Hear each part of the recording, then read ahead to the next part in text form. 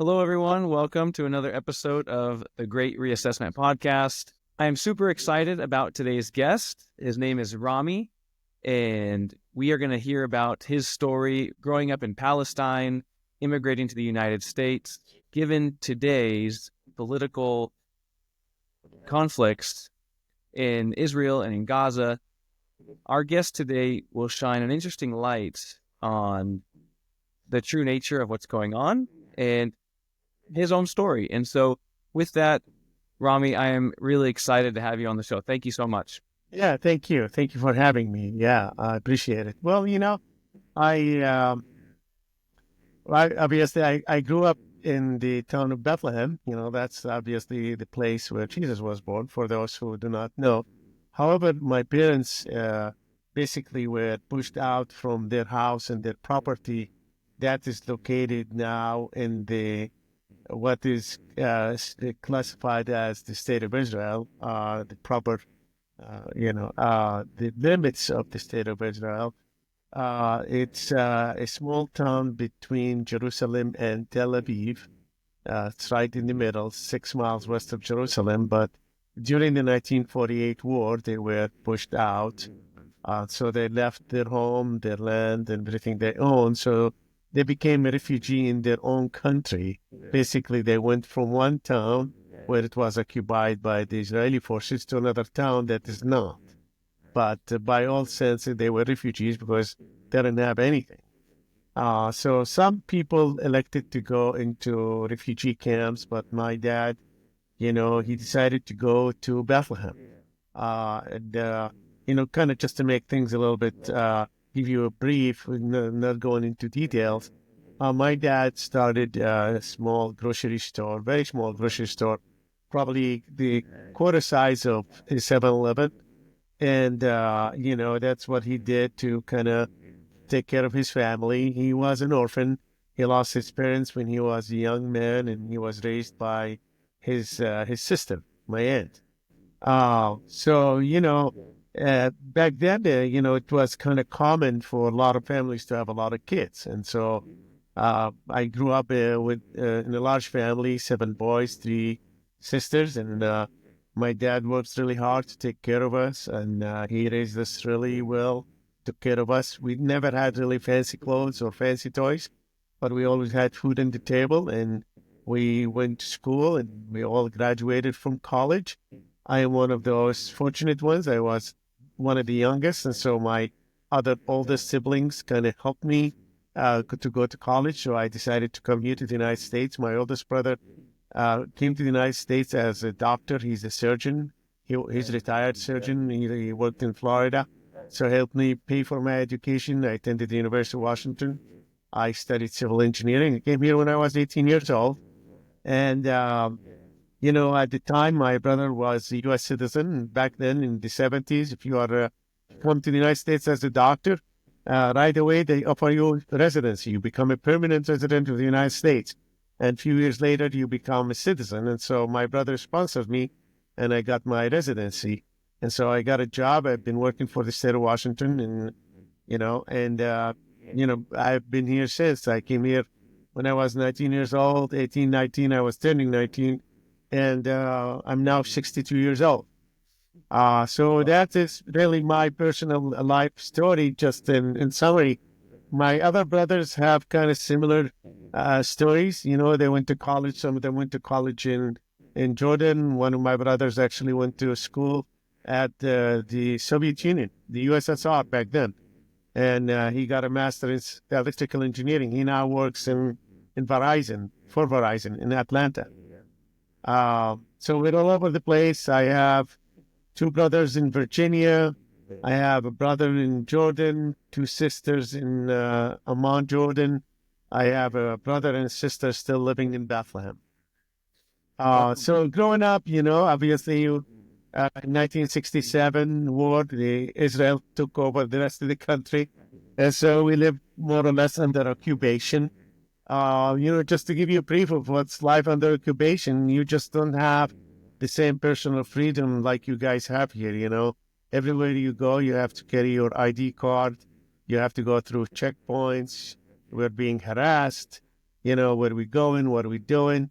We cannot really travel at will. Like if I want to go from here to Yakima over there, it's a long trip because you might end up stopping at two different checkpoints, and you have to be asked, where are you going, what are you doing? So it's very difficult. Of course, the economics are very tough for the people who live in Bethlehem. We rely heavily on tourism, and a lot of times, a lot of the tourists who go there, they are being told by the Israelis, don't go to Bethlehem because it's dangerous. When in fact, it's not really dangerous. We love tourists to come to Bethlehem. We love to see them there because that's where we do a lot of our business. There's a lot of families who own restaurants and who manufacture a lot of the olive wood pieces that you saw I was selling at the show. Mm-hmm. So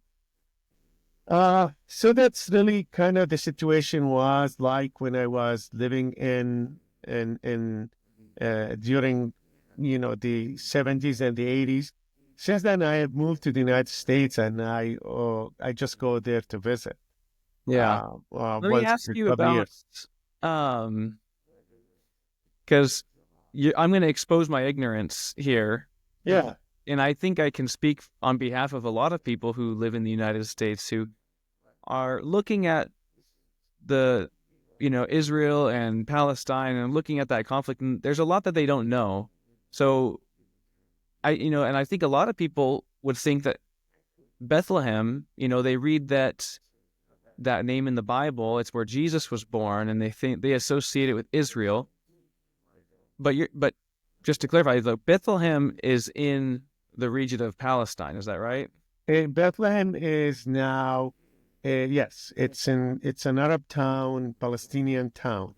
It's not, the whole country is under occupation, let's just say that. But we have our concentrated towns, We are restricted when we travel, but when we are within our own town, then we do whatever we wanted to. Now they can come in at any time they want and do whatever they want. I'm talking about the Israeli army. But Bethlehem is in a Palestinian territory, what we call Palestinian territory. It's surrounded by shops, and I mean, it's like it is.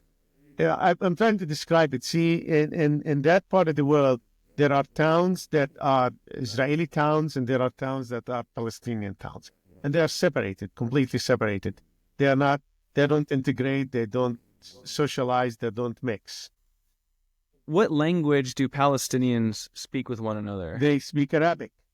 Arabic, okay. Yeah. And so are most Palestinians, do they have a Arabic heritage?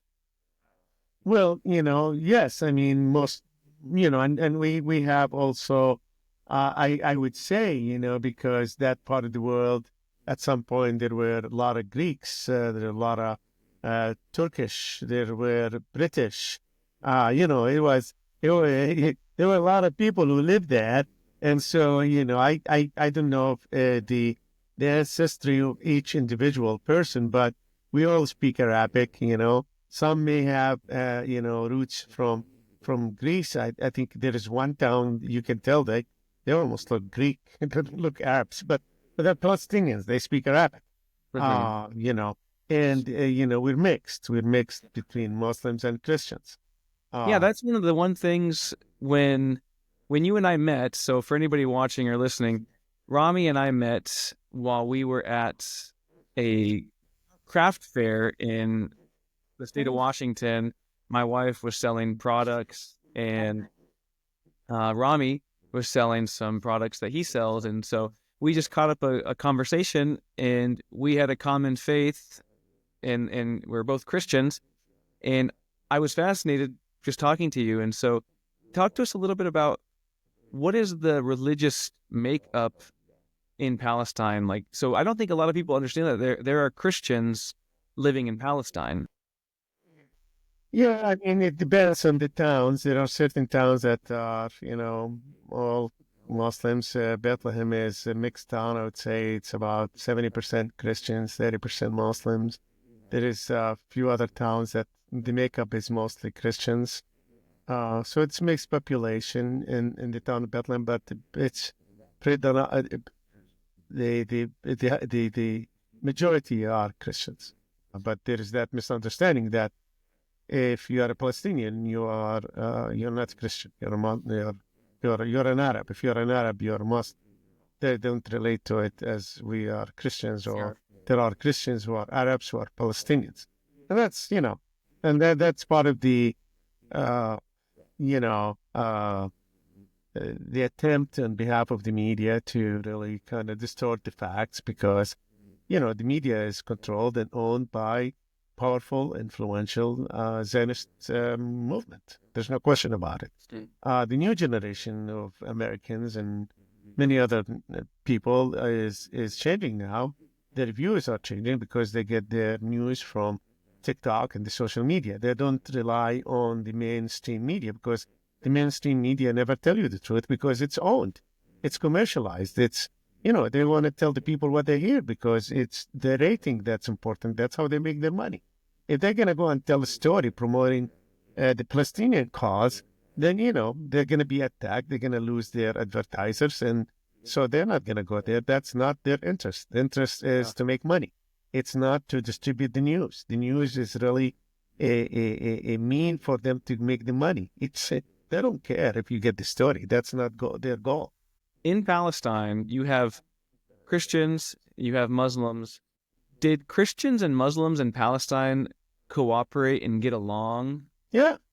I haven't heard them fighting over anything, unlike, our fight with the Israelis, because the Israelis, and I hate to use the term Jew or Jews, because there are a lot of great Jewish people, and I have a lot of respect for them. Let's just use Israelis, or let's use Zionists, because that's probably, I don't want to give I want to avoid, talking about Judaism as a religion, because that's not fair to the religion. But let's just talk about, movement, religious movement or political movement.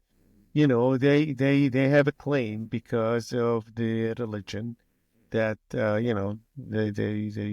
lived there 3,000 years ago. Okay, well, that's fair. They probably did. But also there were Christians too, and later on there were Muslims. So everybody has a claim, but no one really should have a claim that they are superior and they have the right to push everybody else out of their land because of their claim. Christian shouldn't be pushing the Jews or the Muslims out because they have a claim. I mean, Jesus was there, so they have a strong claim. It's a Christian town, Bethlehem. What's interesting, the people who lived there 3,000 years ago, they may have been Jews, but over time they may have converted to Muslims and Christians, but they are the same people. The land still belongs to them. But somebody who claimed to be Jew living in Russia or Ukraine should not have a claim to the land. I mean, he lives in Russia. His ancestry never lived in Palestine, Bethlehem, or whatever, if you know what I'm talking about. So that's my issue with the whole conflict, is that, no one should have a claim over the land because of their religious beliefs. Because, people throughout the years, they converted. I know in Bethlehem, there is a family. Half of it are Muslims, the other half are Christians. I mean, some of them may have actually some of them may have been Jews and they became Christians or they became Muslims. So the people who lived there 3,000 years ago are the ancestors of the people who live there right now. Whether their makeup is Christians or Jews or Muslim, that should not have any ramification as to who should be in charge of the people who live there. Push them out based on their belief or religious beliefs. It's just like, any Christians from the entire world should go to the Vatican and claim it's their country. And, if there is any other anybody with any other religion, they're going to be pushed out and say, hey, no, I'm a Christian from the United States. I have more right to live in the Vatican than you are. I don't know if my analogy here, if my analogous is clear, but I'm trying to just shed some light on the fact that, people have been told because, there were Jews in the land of Palestine 3,000 years ago. They have the right now to go there and push everybody out, take their land, take their property, destroy their homes, imprison their men and women, harass them, make their life miserable because they believe that land belongs to them because God gave it to them 3,000 years ago. Everybody else has no right to live there, period.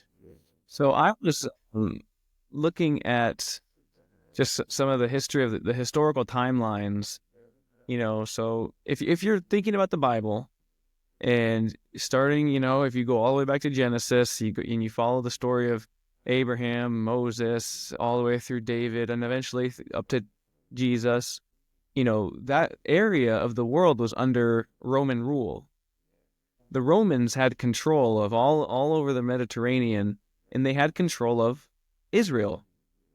And I think I was reading like between 70 AD and 138 AD, Israel ceased to exist completely. Like the Romans completely squashed the Jewish nation, and from that time all the way up until 1948, Israel did not exist.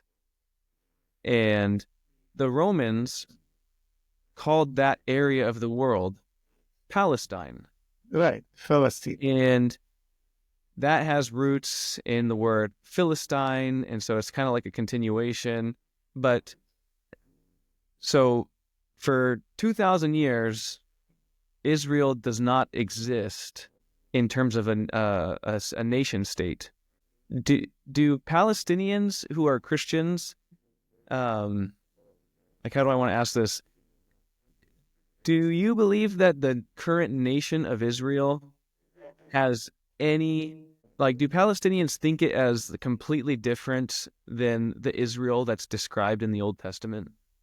Absolutely. I mean, there's no correlation. There's no connection. What's currently Israel is a occupying country. It's a nation that's persecuting others in ways that is not even acceptable in any way in the modern era. What they're doing in Gaza, this is genocide. Thousands of kids have been killed. People are living in ruins. And we can talk about how this is started. I understand that. But that is not the cause of the conflict. That's part of the conflict. The conflict started back in 1948, okay? It didn't start on October 7th. It didn't start yesterday. We have been living under occupation since 1948, 1967. We don't have any rights whatsoever. We don't have political rights. We don't have any economical rights. We don't have any kind of human rights. We are living under occupation. We are the only country, we're the only people in this century who are still living under occupation. And people don't want to live under occupation. It's as simple as that. So the Israel that existed back then, Judaism is a religion. Now it became a nationality. Okay, it's not a religion, it's a nationality. They want to make the state, they want to make Israel a Jewish state. It's only for Jews. There is no evidence whatsoever that says that country was only inhabited by the Jews. You want to go 3,000 years? Why not go 6,000 years? How about 10,000 years? When is this world was created? No one should be claiming that the land is theirs based on historical or religious facts from 3,000 years or 4,000 years ago. That's unacceptable. That's ridiculous. The indigenous of that part of the world have the right to the land. The Arabs occupied Spain for 800 years. Shall the Arabs go now and claim that Spain is their country because they were there for 800 years, 2,000 years ago? Then nobody will accept that. But, What happened here, the evangelical Christians of this country, they made the Christians of this country, especially the Protestant, not the Catholic, not the Episcopal Church, but the Protestant, the evangelical Christian. They made people believe that, you have to support the state of Israel to be a good Christian. The evangelical Christian in this country, they became not a religious movement, a political movement. They are supporting Israel no matter what Israel does, simply because even they would support Israel at the expense of the Christian Palestinians in Bethlehem. They are more sympathetic to them than they are sympathetic to the Christians. It's crazy if you really think about it in terms of, connections to Christianity and what else. But I'm not here to attack Judaism or attack Islam or anyone. I'm just saying, Palestinians have the right to live like everybody else. They should have the right to live in their own country. Nobody should be able to push them out of their own country, and they should have the right for self-determination. We don't want to live under the Israeli occupation. It's simple as that. Yeah. A lot of us are saying, okay, you know what? You take part of the land, we take part of the land, although it's not fair. But, a lot of us, moderate like myself, just said, okay, you know what? Well, let's just be realistic here. We're not going to be able to take it all back because it's not going to happen. Logistically, it's impossible, but we want to have at least a small portion of what's left of our towns and cities, and make it our own country and govern ourselves and have our own borders, have our own currency, have our own passports, and have our own, run our own affair. We don't want to be under occupation. Anybody wants to justify occupation based on religious facts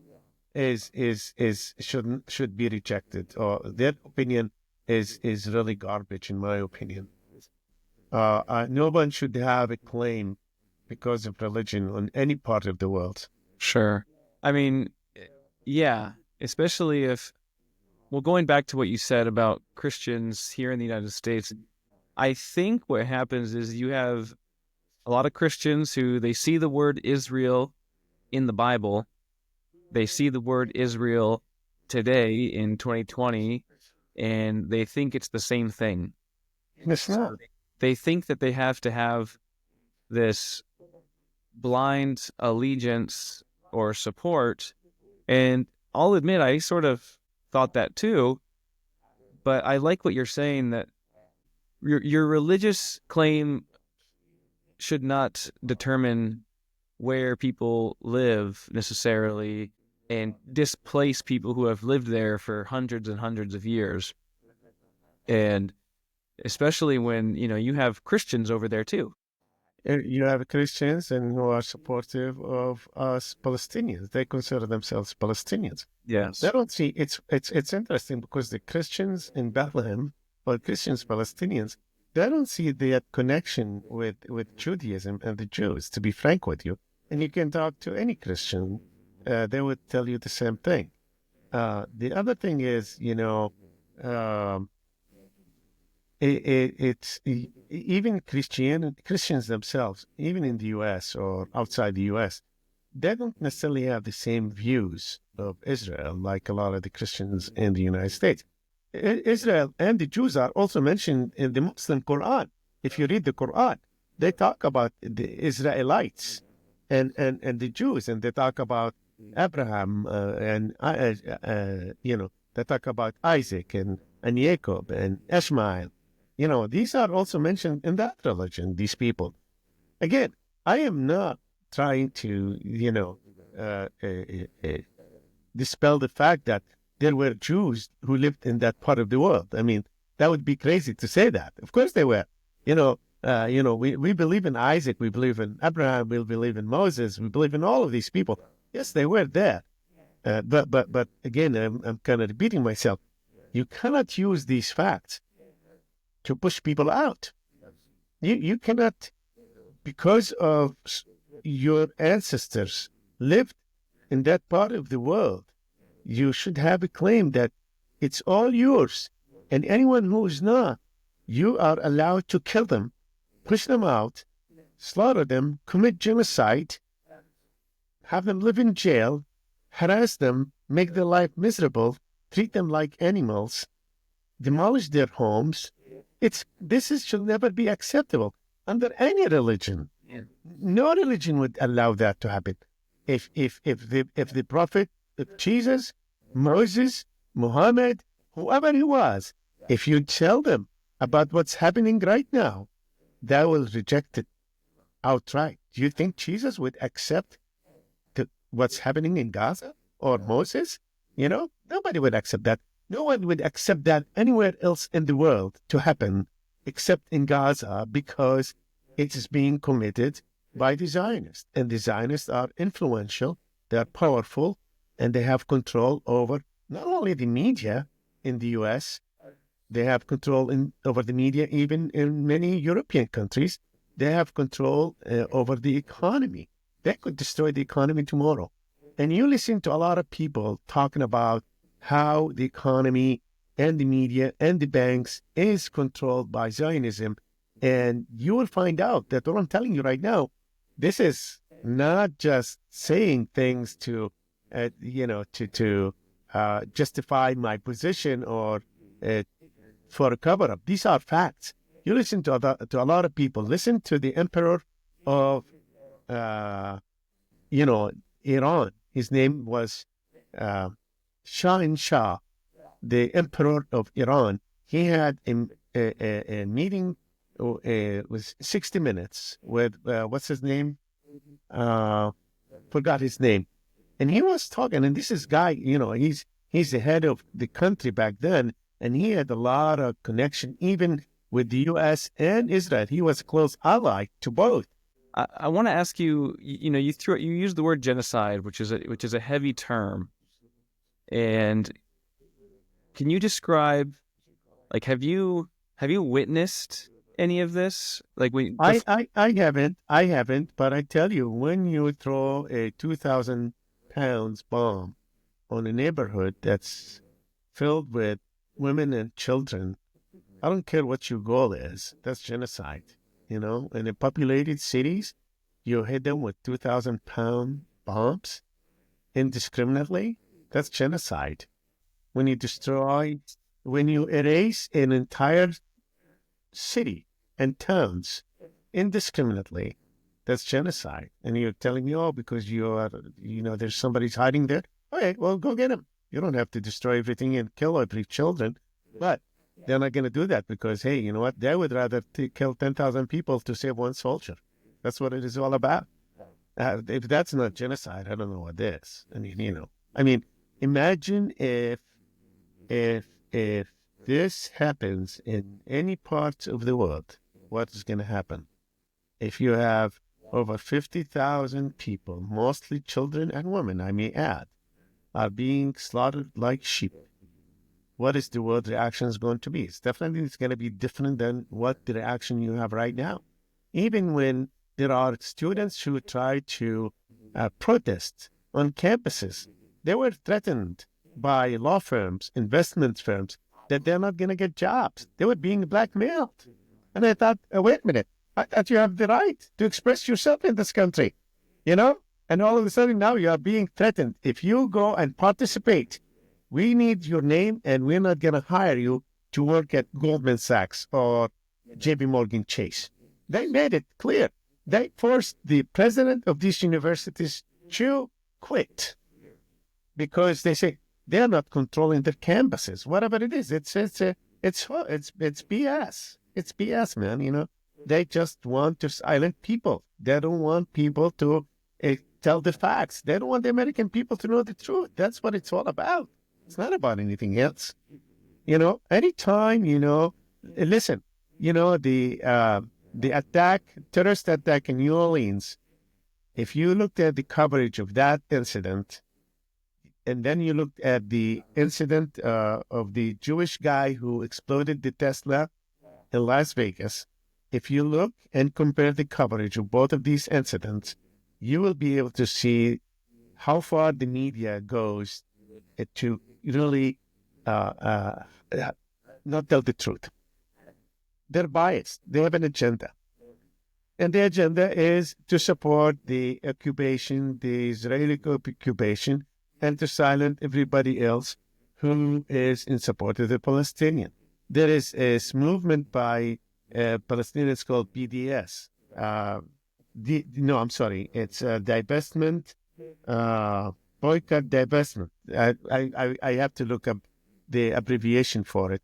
But basically, it is to boycott manufacturers and products that are made and manufactured in settlements that is being built on a stolen Palestinian land, and a lot of the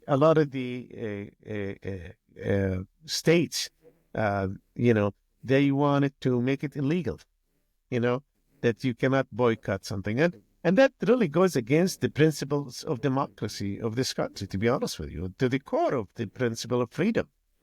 I thought, if you protest, it's your right. It's part of the American, freedom is to protest and to express your opinion. Now, when you're talking about the Israelis, that's not your freedom anymore. You came here after at the end of your teenage years. What was everyday life like when you were living in in Palestine? Did you hear about attacks that were happening in other cities? Did you have cousins and relatives who were affected by some of these things? I lived in Bethlehem, so Bethlehem more or less was always one of the most kind of quiet cities to an extent. But, I didn't really, I come from a small family. I have very few relatives, but, you always hear about something happening somewhere, and sometimes there is a closure or there is a checkpoint, things of that nature. So in my immediate family, I didn't really have anybody who affected other than my parents, who became refugees.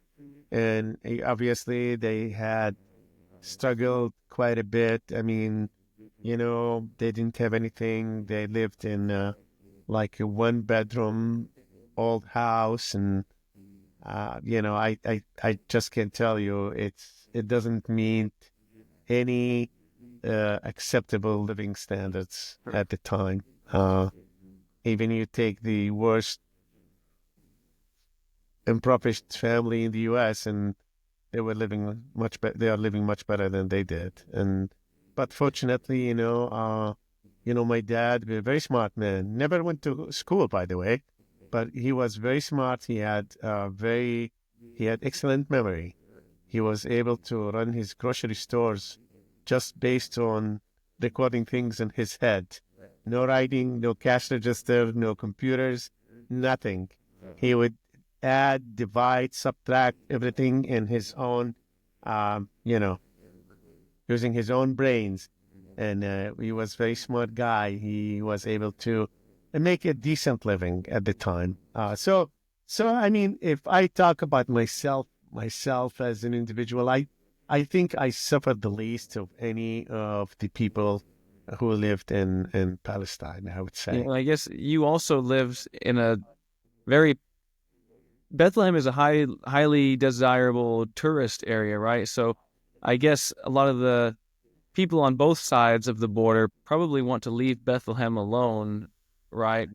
Yes, because of tourism, and exactly because you're right. I mean, you're absolutely right. I mean, you got a point there. And I benefited also personally from living there because I was also able to, I was street peddler. I sold like some of the stuff you saw at some locations where are, tourists that come to visit. So I would wait for. When did it start to get really bad? Like, when did the conflict? I think it started back in the late 80s and it just kept escalating. And then, right now you have these right-wingers in the Israeli government who basically their goal and their dream is to push the 5 million Palestinians out of the country, send them whatever, to the U.S., Russia, Germany, Canada. That's their goal. That's what they really want. because they consider that entire area it's for the Jews only. That's it. And so if you really hear you hear this guy's name, Smotrich or Ben Gvir, these are two right-wingers in the Israeli Knesset, basically the Congress, the Israeli Congress. They're outspoken about that their goal is to eventually kick out all the Palestinians out of their homes, send them somewhere else out of the country. That's their agenda. That's their goal. Whether they will be able to do it or not, I don't know. It's going to depend on the international community in the United States if they would ever allow something like this to happen. So one of the things that in living in America you hear about all the time is, if you are listening to those mainstream narratives like, oh, Israel is good, Palestine is bad, and then the evidence that they will give is, well, Palestine elected Hamas as the government. Talk to me about that. Like when you were growing up and living there, was Hamas? Hamas was not there. It was never there at the time. Hamas was created back then, and frankly, from what I hear, and I don't know all the facts, that Hamas was created by Israel to counter the other Palestinian authority. The Palestinian Liberation Organization. They wanted to create a conflict. They did not want to have a unity government. In fact, from what I hear, the Israelis would allow the government of Qatar to bring in millions of dollars through the Israeli border to give it to Hamas. You read about that. This is not me saying. These are facts. You can read about it. Read about how the money transfers from Qatar. Qatar is another wealthy nation, was sending money to Hamas through Israel. Cash. Suitcases of cash. Okay? And so Israel, from what I hear, was building Hamas up in order to create this divided government among the Palestinians so it can never reach a peace agreement, because a peace agreement for Israel is not what they want. It's a pressure from the international community. And for them to avoid that, they had to create this type of artificial conflict. So there is no agreement between the Palestinians. And they always say, well, we cannot negotiate with the Palestinians because they are not united. We have Hamas. They want to destroy Israel. But, on the other hand, there is factions in the Israeli government who wants to destroy the Palestinians. It's not only Hamas who wants to destroy Israel, but there is part of the Israeli government who wants to destroy the Palestinians. So if you want to pick and choose who's saying what, well, if you bring Hamas, I'll bring Gvir and Smotrich, who are just saying the same thing as Hamas. But, it's a lightning rod. They always look for something. Forget, like I said, the conflict didn't start with Hamas. Back in the 80s, there was no Hamas. Back in the 70s, there was no Hamas. When Israel occupied the West Bank in 1967, there was no Hamas. In the early 90s, when the Palestinians wanted to have a peace agreement with Israel by the Oslo Accord, there was no Hamas. But Israel was never really serious about any kind of peace because they don't want to give up that territory because it's part of the greater Israel. They call it Judea and Samaria. They don't even call it the West Bank. They don't call it Palestine. So their aspiration is to have the entire country. It's never to give any part of it. And that's really the main issue. That's the core of the problem. You can blame Hamas. Fine, you can do that. But, okay, let's look into what Israel wants.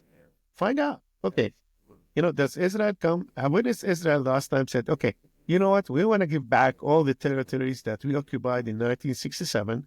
We want to give it back to the Palestinian. We want to leave them alone. We want them to have their own government, their own freedom, take care of their own people, and live in peace and harmony with the Palestinians. If you ever bring me any statement made by any Israeli leader stating that, then I will submit to you that the Palestinians are a bunch of cowards and you can't trust them in anything. I'm willing to admit that. Do you think the average Palestinian would condemn Hamas? Okay, so here is the thing. It's always about who to condemn and who is not to condemn. Condemning is a term, a word. Okay, I condemn Hamas. Sure. Okay, what's the solution now? It's more complicated than just condemning Hamas. I condemn Hamas. I condemn Israel for committing genocide. With with the leaders of the United States and the international community come out and make that statement, like I just did? No, not both sides. Of course not. There is no equivalence. They say. I mean, they say Israel has the right to defend itself. Well, defend itself. If you occupy somebody's land, how is that you defending yourself? You are attacking. You are occupier. You have no right to defend anything. There's a lot of terms that are being manipulated because the facts are not there and people are not looking into the facts to understand what is right and what's wrong, what's true and what's a big lie. That's really the problem. And until, a lot of the young generations, and I see it right now here in America, that's why if you hear Fox News, they were stunned and perplexed by what they saw, what's happening on campuses where many young Americans are protesting the occupation and they are freaking out. That's what it is, because a lot of the new generation, they're not just going to church and listening to those liars talking to them about how support of Israel is part of your faith. You have to support Israel, otherwise you are condemned and you are going to go to hell and all that. A lot of them don't believe that. They don't even go to church anymore. A lot of the churches are closing because they, all these church leaders, they are making millions and flying, private jets. There is this guy's named Gold Olstein. He lives in a $20 million home in Texas. How is this guy? He's a religious guy. How does he, I don't want to go into that. That's just outside of the topic here. But there's a lot of the new generation, they are way more educated and more aware of what's going on because, obviously, of social media. Yeah. And things are changing. And I have to admit, they're changing to our favor because we are on the right side of history. Facts are facts. You can't change the facts. You can try, but, once you are on the right side of things, at the end, you are going to be victorious. And it's going to take some time, but I don't know how long. But you know what? It's definitely very encouraging because I see it right now, just watching social media and reading comments. And I lived here, like I said, since 1983. And things have changed a lot, so much in our favor, let's just say, Back in the 80s or the 90s, you would not hear anyone talking about the issue even or discussing it. Even just like you, wanting to have this conversation with me. Yeah, I mean, I think people are wanting to go straight to the source and they want to hear directly from people who have lived through that. And people are sort of waking up in a lot of different areas. And, you're right. Like now with social media, with the internet, people can skip. They don't have to listen to Fox News. They don't have to listen to CNN. They don't have to listen. Exactly.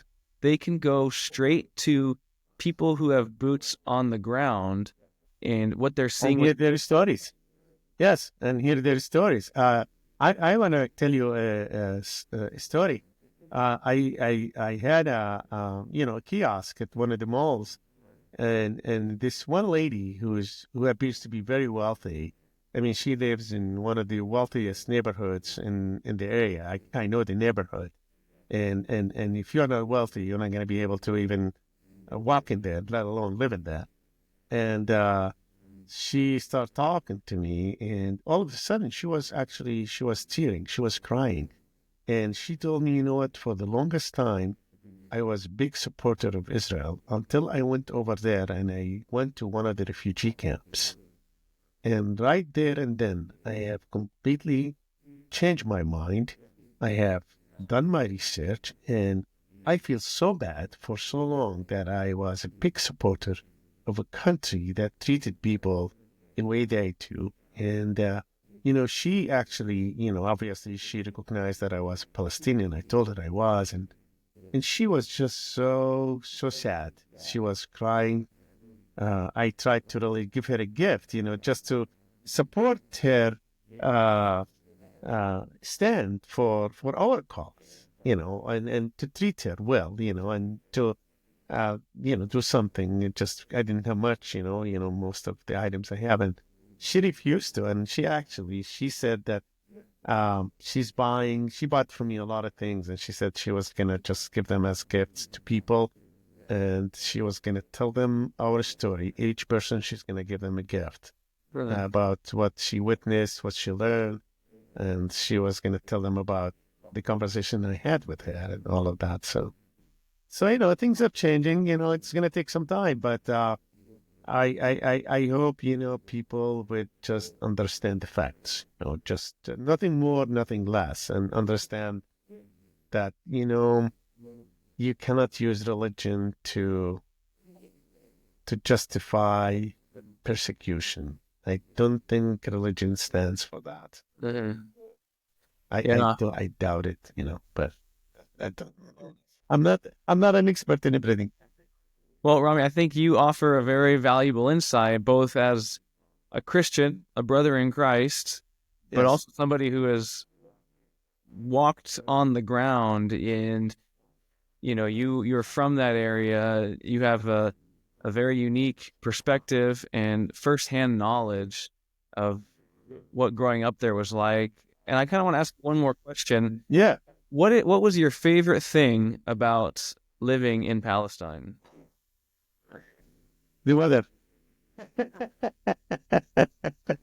Well, clearly, beyond that, I really just, enjoyed, of course, being around my family and my neighborhood friends and school, uh, childhood friends. There are a lot of things I did when I was back there. Again, I was a street peddler. I'd go to this place called the Shepherd's Field, and there's a lot of tourists that come there. And I had a a backpack with some rosaries and crosses and small things, and I would sell some of these things to tourists who come from all over the world, to U.S., France, Italy, Spain, Sweden, Germany, and as young as I was, the amount of money I was making was actually pretty significant in comparison to, what other people make doing other things. So it was fun for me. I, people can drive until they are 18, and even if you have a license at the time, good luck being able to buy a car. That's unheard of, anyways, because most families had one car, if they had a car. My family didn't have a car. I had a bicycle, but I loved my bicycle. I drove my bicycle. I rode my bicycle everywhere, and I still have my thigh muscles until now, believe it or not, because I use my bicycle to go everywhere. To go to school, to go just about everywhere, just so I can save money instead of paying for public transportation. So yeah, the weather, I miss the weather. A beautiful spring and, summertime was always a fun time. And we used to also go and play soccer in the fields, in the areas where mostly what you would classify now as farmland. We put some stones for the goalposts, and we just kick the ball, you know. Uh, Not no grass fields, nothing like that, but it was fun. It was fun. I miss that. So, Well, I just want to thank you for your time. Thank you for shedding some light and providing us with your perspective. And maybe that'll inspire people to dig yeah, a, I hope dig a so. little deeper. I hope so, and I hope people take the time and do their own research and don't listen to what others are telling them, because they might be surprised that a lot of things they hear are not exactly accurate. Even though I know people, they want to believe everything they hear in the church, but the church sometimes has also an agenda. and their interpretation of the Bible sometimes may not necessarily be the one ultimate interpretation. So, Yeah. anyways, I better let you go. It looks like somebody's calling on you. Yeah. Well, it was great chatting with you. Have a great day. Yeah. Okay. Take care. Bye bye. Bye.